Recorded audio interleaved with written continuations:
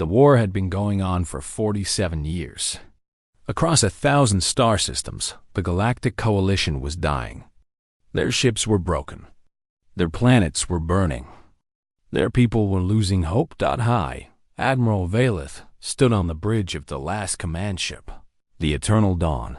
She was Alphrani, a species known for their grace and beauty. Her skin was pale blue, and golden wings folded against her back. Her eyes, large and golden like twin suns, stared at the main view screen with deep sadness. On the screen, another colony world was falling. The Varex Dominion ships filled the sky like a swarm of black insects. Their weapons fired without mercy. Cities that had stood for thousands of years turned to ash in minutes.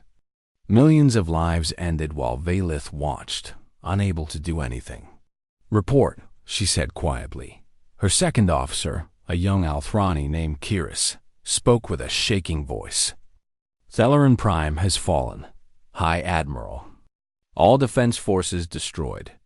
Civilian casualties are estimated at 12 million and rising." Valeth closed her eyes. Theleron Prime. She had visited that world once, long ago, before the war.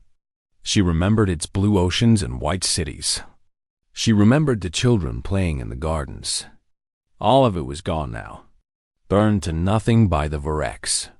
"That is the 17th world this year," said a cold voice beside her. She turned to look at Ambassador Torek of the Vorath. The Vorath were different from the Althrani. Where her people valued beauty and emotion, the Vorath valued logic and calculation. Torek was tall and thin, with gray skin and black eyes that showed no feeling. His mind worked like a computer, always calculating, always analyzing. "I am aware," Valeth replied. "Then you are also aware that at our current rate of loss, the Coalition will cease to exist in approximately 11 months. Torek continued. "The Varex adapt to each new strategy we employ. They learn our tactics within 3 battles. They have superior numbers, superior resources, and superior discipline. What would you have me do, Ambassador?" Valeth asked, her voice tired. "We have tried everything. Every strategy. Every weapon. Every alliance." "Not every alliance," Torek said carefully. Valeth looked at him sharply. She knew what he was suggesting. The thought had crossed her mind, too, in her darkest moments. But she had always pushed it away. "The humans?" she whispered. "Yes." The bridge fell silent. Every officer stopped what they were doing. The humans were a young species, newcomers to the galactic community. They had only discovered faster than light travel 300 years ago. They lived in a small cluster of systems near the outer rim of the galaxy, far from the war. The Coalition had studied them, of course. What they found was troubling. Humans were violent. Their history was filled with war after war, each one more brutal than the last. They had nearly destroyed their own planet before they reached the stars. Even now, they were aggressive and unpredictable. "They are dangerous," Valeth said. "Yes," Torek agreed. "Perhaps the most dangerous species we have ever encountered." "Then why suggest them?" Torek's black eyes met hers. "Because we are dying, High Admiral. The Varex will not stop until every Coalition species is extinct. They do not negotiate. They do not show mercy. They only consume." He paused. "We need something that can match their brutality. Something that can make them afraid." "And you believe humans can do this?" "I believe humans are the only species in the galaxy capable of doing this." Valeth turned back to the view screen. The colony world was dark now. The fires had consumed everything. Somewhere down there, in the ashes, were the bodies of 12 million innocent beings. "Contact Earth," she said finally. "Request a diplomatic meeting." The journey to Earth took 3 weeks. The Coalition's diplomatic vessel, the Silver Voice, traveled through space lanes that had once been busy with trade ships and passenger liners. Now they were empty. The war had driven everyone into hiding. Valeth spent the journey reading everything the Coalition knew about humans. The reports were fascinating and terrifying at the same time. Humans were physically weaker than most galactic species. They could not fly like the Althrani. They did not have the logical minds of the Varth. They could not live for thousands of years like the ancient Kelosin. By most measures, they were unremarkable. But they had one quality that set them apart. They never gave up. No matter how bad things got, no matter how hopeless the situation seemed, humans kept fighting. They called it stubbornness. The Coalition called it madness. Their military history was particularly disturbing. Humans had invented weapons that could destroy entire cities in a single blast. They had created poisons that could kill millions. They had developed tactics so brutal that other humans had agreed to ban them. And yet, somehow, they had not destroyed themselves. "They are insane," Kira said one evening, reading over Valeth's shoulder. "How can any species survive such violence?" "I do not know," Valeth admitted. "But perhaps that is exactly what we need." The Silver Voice arrived at Earth's orbital station on a clear day. Below them, the human homeworld turned slowly, blue and green and white. It looked peaceful from up here. Beautiful even. A human shuttle came to meet them. Inside was a woman named Patricia Cole. She was small by human standards, with short gray hair and sharp brown eyes. She wore a dark uniform with many medals on the chest. The Coalition's translators identified her as Earth's Secretary of Defense. "Welcome to Earth," Patricia said, shaking Valeth's hand. The human gesture felt strange, but Valeth had studied their customs. "Thank you for receiving us," Valeth replied. "We come with a request of great importance." "I know why you're here," Patricia said simply. "The Varex. You want our help." Valeth blinked in surprise. "You know of our war?" Patricia smiled, but there was no warmth in it. "High Admiral, we know everything about your war. We've been watching since the beginning. We know about every battle you've lost, every world that's been burned, every species that's been wiped out." She paused. "We've been waiting for you to ask. Then you will help us?" Patricia looked at her for a long moment. Those brown eyes seemed to see everything, to judge everything. "The Varex have killed billions of innocent beings," Patricia said. "They have destroyed entire civilizations. They show no mercy and accept no surrender." She straightened her uniform. "Yes, High Admiral. We will help you. And when we're done, the Varex will wish they had never been born." Valeth felt a chill run down her spine. She had come here hoping for salvation. Now, standing before this small human woman, she wondered if she had just made a deal with something far more terrifying than the Varex, but she had no choice. The war was lost. The Coalition was dying. It was time to let the humans show the galaxy what they could really do. Patricia Cole led the Coalition delegates through the halls of Earth's military headquarters. The building was deep underground, protected by layers of rock and metal. Armed soldiers stood at every corner, watching the aliens with curious eyes. Valeth walked beside Ambassador Tarek, trying to keep her composure. Everything about this place made her nervous. The walls were covered with images of human wars, paintings of battles, photographs of soldiers, maps showing the movement of armies across continents. The humans seemed proud of their violent history. They displayed it like art. "You seem uncomfortable," Patricia observed. "Your decorations are unusual," Valeth said carefully. "Most species do not celebrate war." Patricia nodded. "Most species haven't survived as many wars as we have. We don't celebrate death, High Admiral. We remember it. We learn from it." She stopped in front of a large painting. It showed a beach covered with human soldiers, explosions filling the sky. This was called D-Day, one of the most important battles in our history. Thousands died in a single morning. But because they died, millions were saved. I do not understand, Valith admitted. You will. They entered a large room filled with screens and computers. Dozens of humans worked at various stations, monitoring data from across their territory. At the center of the room stood a massive holographic display showing the entire galaxy. A man was waiting for them there. He was tall, with gray hair cut short and a face that looked like it had been carved from stone. His eyes were pale blue and very calm. He wore a uniform similar to Patricia's, but with different insignia. High Admiral Valith, Ambassador Torek, Patricia said. This is Admiral Gregory Hayes. He will be commanding our forces in your war. Hayes extended his hand. His grip was firm, but not aggressive. Welcome to Earth, he said. His voice was deep and steady. I've studied your situation. I believe we can help. We are grateful, Valith replied. But I must be honest with you, Admiral. Our situation is desperate.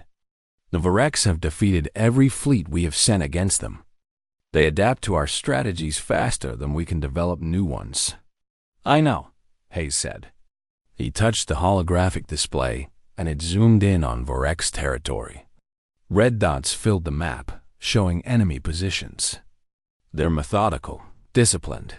They don't take risks, and they don't make mistakes. He looked at her.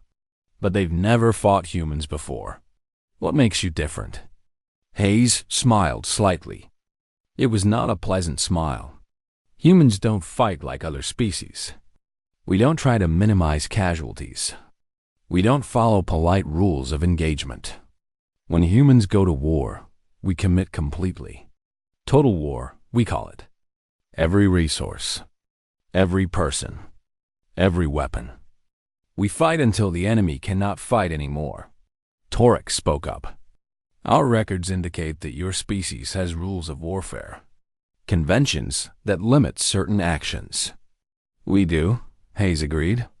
Rules we made for ourselves, to fight ourselves. They exist because without them, we would destroy everything. He turned back to the display. The Varex are not protected by those rules. They have killed billions without mercy. They have broken every standard of civilized behavior. That means we don't have to hold back. The room felt colder somehow. Valith saw the human officers exchange looks. They understood something she didn't. How many ships can you provide? She asked. Hayes pressed another control. The display changed to show Earth's fleet deployments. Valith's breath caught in her throat. 700 warships. Each one bigger and more heavily armed than anything in the Coalition fleet. They filled human space like a swarm of metal predators waiting to be unleashed. This is our initial deployment, Hayes said. More will follow as we ramp up production. Earth's factories are already working at full capacity. By the time we reach Varex territory, we will have over 1,000 ships. Impossible, Torek whispered. Our intelligence indicated you had perhaps 50 combat vessels. Patricia laughed. It was a short, hard sound. That's what we wanted you to think. We've been preparing for something like this for a long time, Ambassador. Humans learned a long time ago that the galaxy is a dangerous place. We just prefer to keep our capabilities quiet until we need them. Valith felt dizzy. The Coalition had completely underestimated the humans.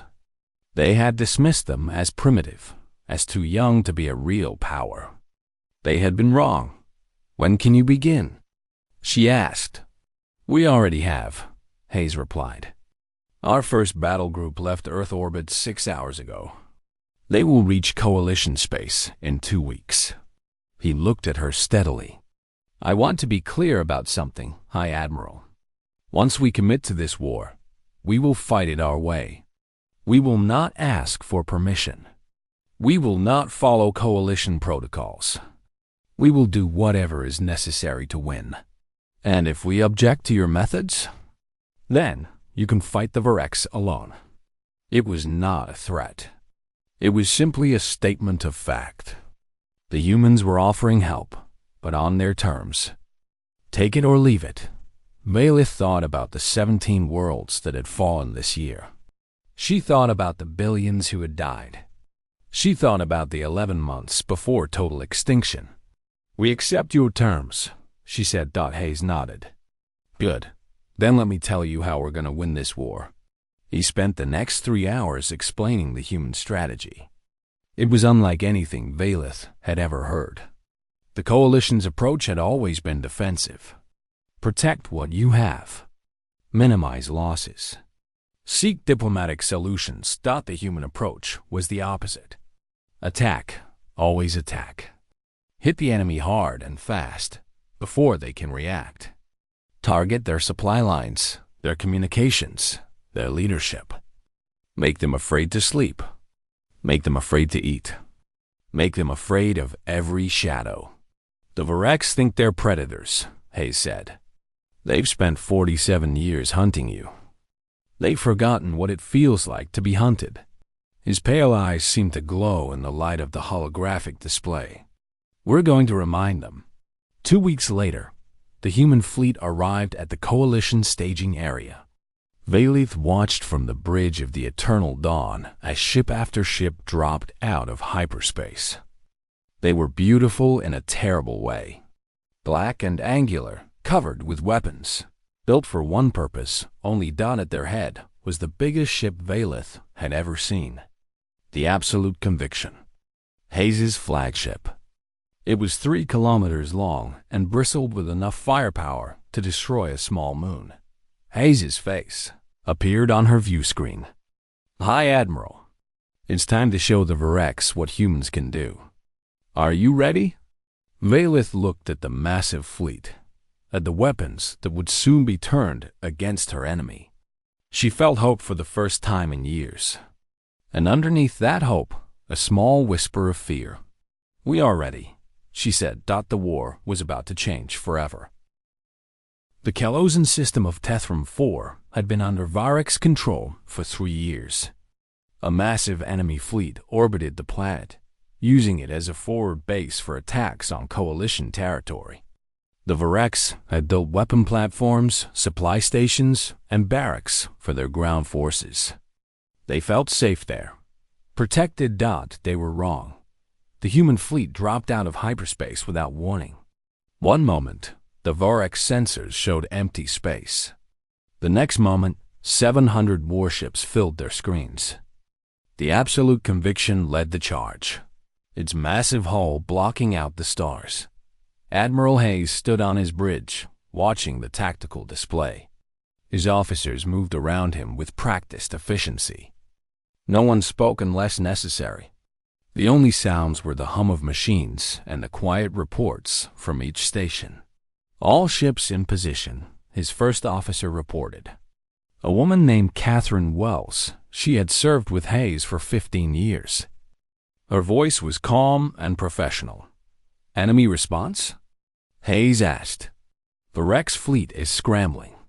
They were not expecting us. Their formation is disordered." Hayes nodded. This was exactly what he wanted. Surprise was a weapon, and humans knew how to use it better than anyone. "Signal all ships," he said. "Execute attack pattern Omega. No mercy. No hesitation." The human fleet opened fire. Valith watched from the Eternal Dawn, which had been positioned at the rear of the formation. She had seen space battles before. Hundreds of them. They usually lasted days, with both sides maneuvering carefully, testing each other's defenses, looking for weaknesses. This was not like that. The human weapons were unlike anything in the Coalition arsenal. Beam weapons that cut through Varex shields like they were not there. Missiles that split into dozens of smaller warheads, each one seeking a different target. Kinetic cannons that fired chunks of metal at incredible speeds. The Varex fleet tried to respond. They were good soldiers, well-trained and disciplined. But they had never faced anything like this. The humans attacked from every direction at once, coordinating their fire with perfect precision. Every time a Vurex ship tried to retreat, human vessels were already there, blocking their escape. They fight like a single organism, Turek observed. His voice held something Valith had never heard from a Varith before. Awe. Their coordination is remarkable, Kiris agreed. Each ship knows exactly where the others will be. They waste no shots, make no errors. Valith said nothing. She was watching the destruction unfold, and part of her felt sick. A Vurex cruiser exploded, breaking into 3 pieces. Before the debris could scatter, human fighters were already moving to the next target. No pause, no celebration. Just efficient, methodical killing. High Admiral, one of her officers, called out. The Vurex flagship is broadcasting a surrender signal. Hope flared in Valith's chest. Perhaps this could end without total destruction. Perhaps the humans would accept surrender and show that they were not as brutal as she had feared. She opened a channel to the absolute conviction. Admiral Hayes, the Vurex are surrendering.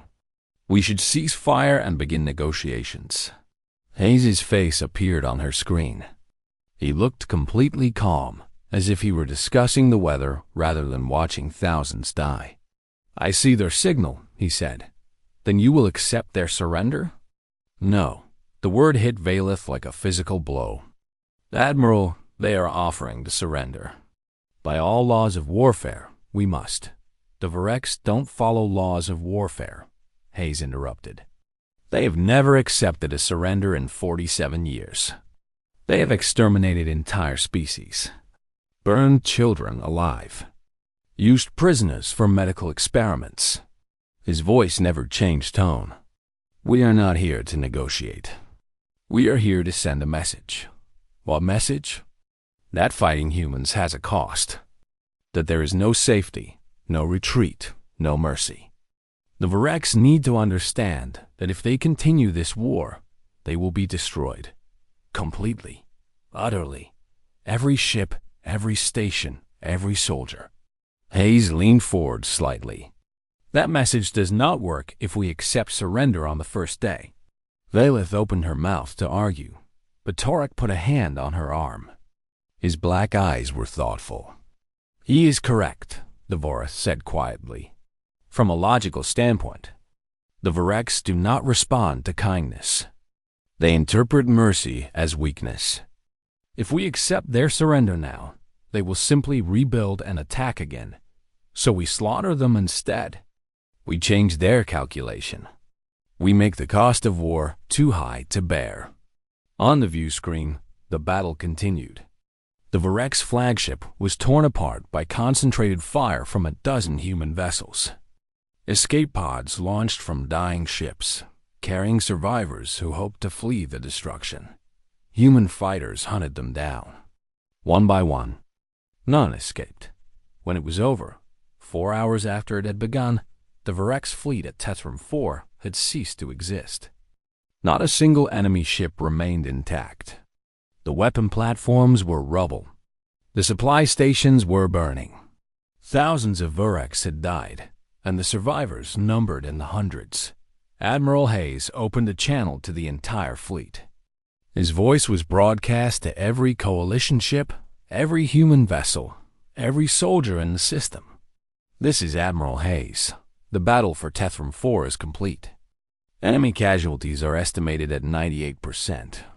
Our casualties are 62 wounded, 0 dead. He paused. This is how we fight. This is how we win. The Vurex have enjoyed 47 years of easy victories. That ends today. Later, Valith met with Hayes aboard the Absolute Conviction. The human flagship was impressive, inside as well as out. Everything was functional, efficient, designed for war. No decoration, no comfort. Just purpose. She found Hayes in his ready room, studying reports from the battle. He looked up as she entered but did not stand. Hi, Admiral. What can I do for you? I want to understand, Valith said. You killed thousands today. Many of them were trying to surrender. How can you live with that? Hayes set down his tablet. His pale eyes studied her face. "How many of your people have died in this war?" "Billions. And how many Varex have you killed?" Valith hesitated. "Perhaps a few million in 47 years. Hayes shook his head. "Today, we killed more Varex in 4 hours than you have in decades. Tomorrow we will kill more.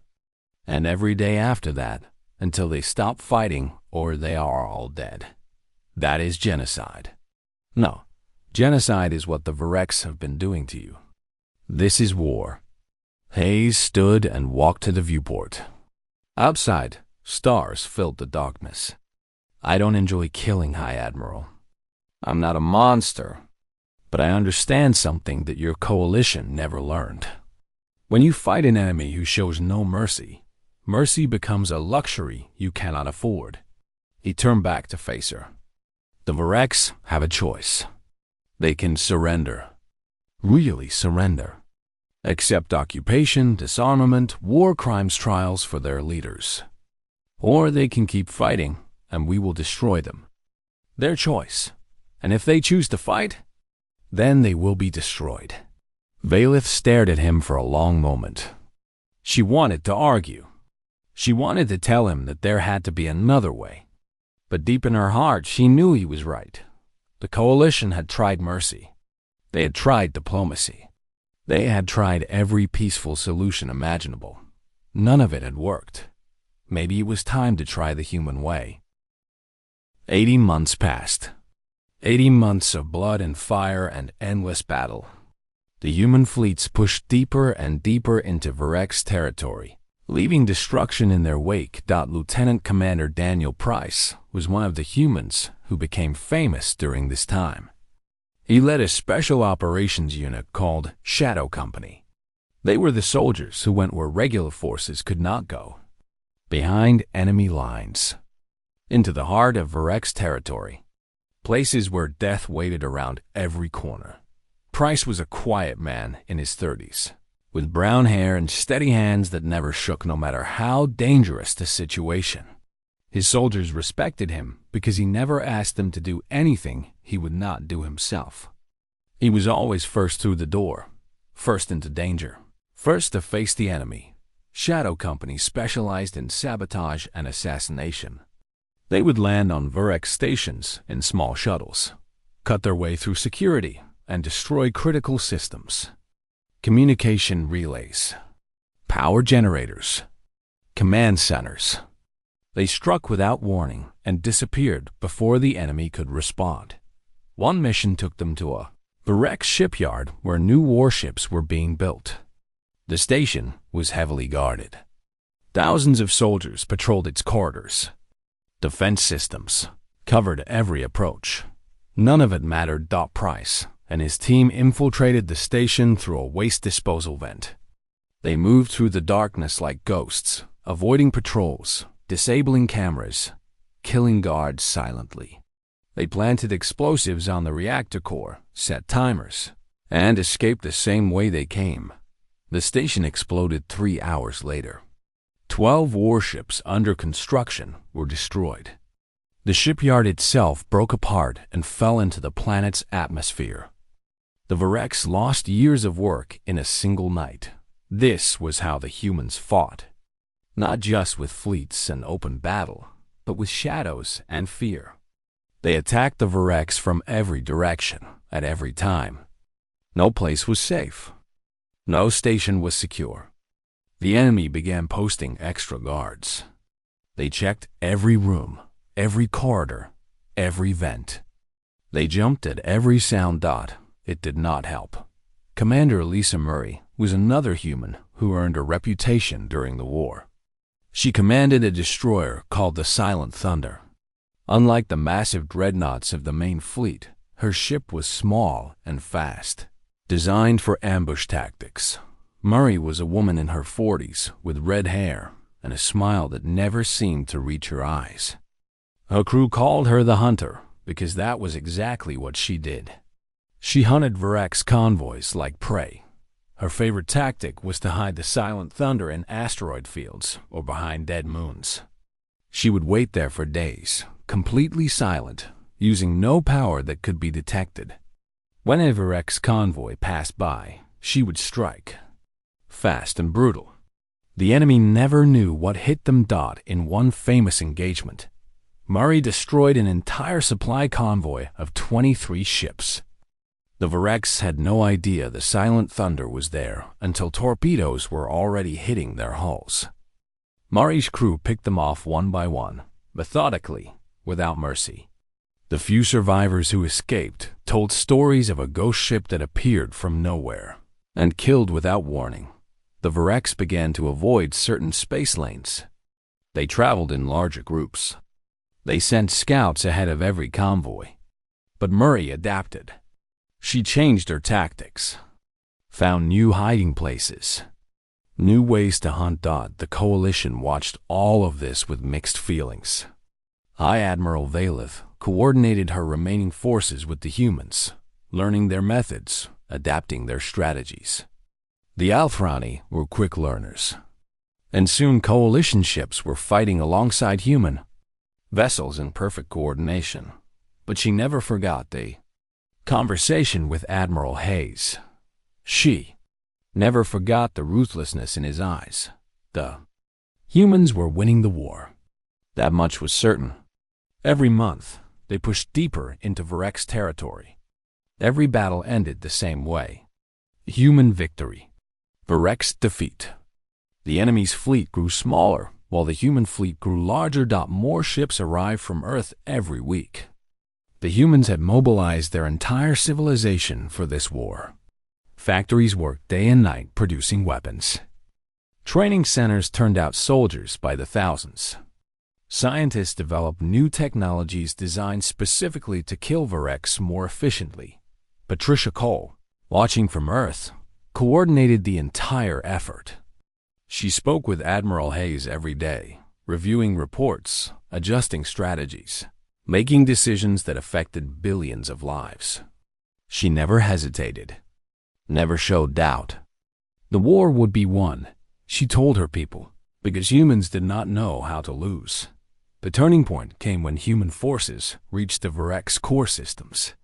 These were the oldest and most heavily defended worlds in the Dominion. Generation after generation of Varex had lived here, building defenses, accumulating resources. They believed these worlds were invincible. They were wrong. Admiral Hayes personally led the assault on Korthax, the second most important world in the Varex Dominion. The battle lasted 3 days. 3 days of constant fighting, ship against ship, weapon against weapon. The Varex threw everything they had at the human fleet. It was not enough. When Korthax fell, the Varex High Council sent a message requesting peace talks. They wanted to negotiate, to find a diplomatic solution, to end the war through discussion. Hayes' response was simple. He recorded a short message and broadcast it across all channels so every Varex in the galaxy could hear. "You had 47 years to talk," he said. His voice was calm, almost gentle. "You used those years to burn worlds, to kill children, to wipe out entire species. Now you want peace?" He shook his head. "There will be no peace until you surrender unconditionally, until your fleets are disarmed, until your leaders face justice for their crimes. Until then, we are coming, and nothing in this galaxy will stop us." The message ended. The war continued. In the months that followed, Varex worlds fell one after another. The humans did not pause. They did not rest. They pushed forward relentlessly, grinding the Dominion down piece by piece. The Varex, who had never known fear, learned to feel it.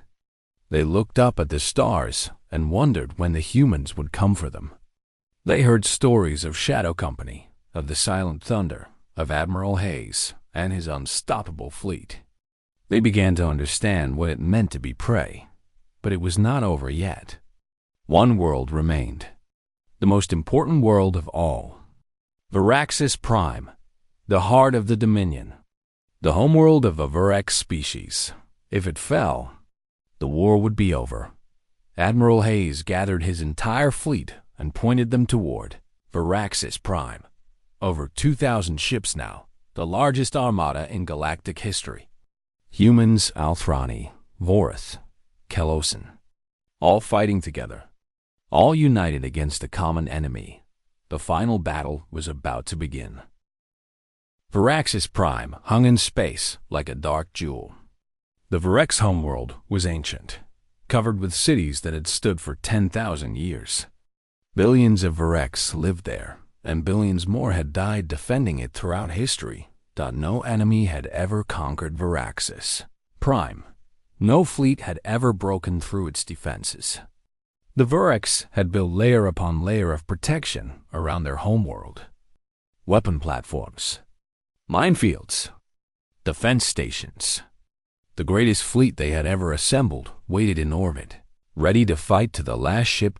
Admiral Hayes stood on the bridge of the Absolute Conviction, looking at the tactical display.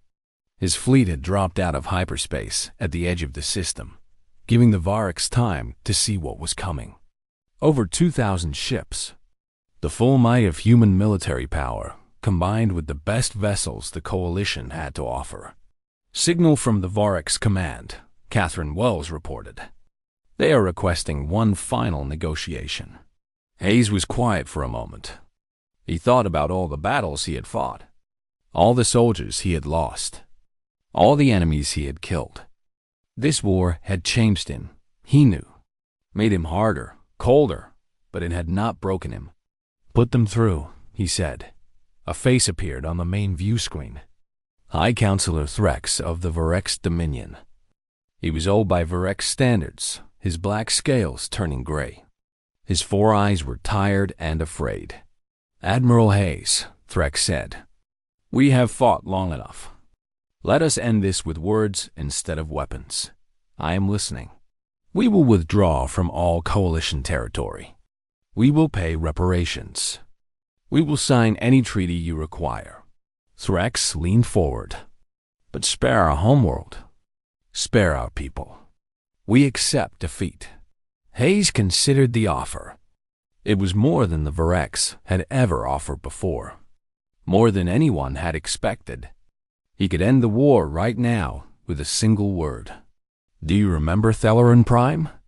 Hayes asked quietly. Threx was silent. 12 million people lived there. Families, children, artists and scientists and farmers. Your forces burned that world until nothing remained but ash. Hayes's voice did not change, but something cold entered his eyes. Do you remember Kelosin 7? The refugee camps you bombed? The hospital ships you destroyed? We were at war, Threx protested. We did what was necessary. So did we. Hayes straightened his shoulders. Your surrender terms are as follows. Complete and unconditional. Your fleets will power down and be boarded. Your leaders will stand trial for crimes against sapient life. Your military will be disbanded. Your worlds will be occupied until we are satisfied that you will never threaten anyone again. That is not a negotiation, Threx said. That is slavery. No, slavery is what you plan for the Coalition. This is justice. Hayes turned to his first officer. And the transmission. All ships, prepare to attack. The final battle for Viraxis Prime began at dawn. The Virex had gathered every remaining ship, every weapon, every soldier for this defense. They fought with the courage of desperation, knowing that if they lost, everything would be lost. For hours, the battle raged across the entire system. Ships exploded. Stations burned. Thousands died on both sides, but slowly, inevitably, the humans pushed forward. High Admiral Valeth commanded a wing of Coalition ships during the battle. She had learned much in the past 18 months. Her crew fought with a determination they had never shown before. Inspired by the humans who fought beside them, she watched the Virex defenses crumble one by one. The minefields were swept away. The weapon platforms were destroyed. The defense stations fell silent.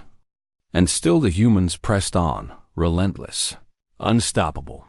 Lieutenant Commander Daniel Price led Shadow Company in an assault on the main Varex command center. They dropped from orbit in armored pods, smashing through the atmosphere, landing in the heart of the enemy capital. The fighting was brutal, close quarters, hand to hand. But in the end, the humans prevailed.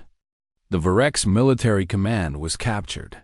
Their ability to coordinate the defense destroyed. Commander Lisa Murray and the Silent Thunder hunted down the last Varex battleships, trying to escape the system. One by one, she found them. One by one, she destroyed them. No mercy, no hesitation. Just the cold efficiency that had made her famous throughout the galaxy. 9 hours after it began, the battle ended. The Varex fleet was gone. Their defenses were rubble. Their leaders were in chains. The war that had lasted nearly 50 years was finally over. Valith found Admiral Hayes standing alone at a viewport aboard the Absolute Conviction. Below them, Varaxis Prime turned slowly, its cities dark, its population waiting to learn their fate. "We won," she said quietly, standing beside him. "Yes. At what cost?" Hayes was silent for a long moment. His reflection in the viewport looked tired, older than she remembered. "Less than you paid in 47 years of losing." "More than I wished." Valith nodded. She understood now, in a way she had not understood before. The humans had not enjoyed this war. They had not celebrated the killing. They had done what was necessary because no one else could. "Your methods disturbed many in the coalition," she said. "The ruthlessness. The refusal to accept surrender. Some call you monsters. Some are right." Hayes turned to face her. His pale eyes were calm but sad. "Humans have a capacity for violence that frightens even us. We have spent centuries trying to contain it, to channel it towards something constructive. But when we let it loose, when we truly commit to destruction, there are very few things in this galaxy that can stand against us. And now, with the war over?" Hayes smiled slightly. It was the first real smile Valith had ever seen on his face. "Now we go home. We rebuild. We try to be something better than what we just showed you. Can you? After everything you have done? We have to." He looked back at the viewport, at the conquered world below. "That is the price of being human. We can become anything. Angels or demons. Builders or destroyers. The choice is always ours." He paused. "Today, we chose to be destroyers because that was what the galaxy needed. Tomorrow, we will try to be something else." Valith thought about his words. She thought about everything she had seen in the past 18 months. The violence, the mercy, the terrible efficiency and the quiet humanity underneath. "The Varex thought they were predators," she said softly. "What are humans?" Hayes turned to her. His eyes held something ancient, something she could not name. "We are the thing the predators have nightmares about." 6 months later, the Treaty of Earth was signed. The Varex Dominion was dismantled. Their leaders faced justice. Their military was dissolved. Their people would spend generations rebuilding, learning to be something other than conquerors. Patricia Cole retired from public service. She wrote a book about the war, about the decisions she had made, about the price of victory. It became required reading at military academies across the galaxy. Admiral Gregory Hayes returned to Earth. He bought a small house by a lake and spent his days fishing, his nights dreaming of the stars. When people asked him about the war, he said only this: "We did what had to be done. That is all anyone can do." The galaxy knew peace. And if that peace was built on human strength, on the willingness to do terrible things for the right reasons, the Coalition learned not to question it. After all, the war was lost until humans took over and made the galaxy remember why humanity should never be underestimated.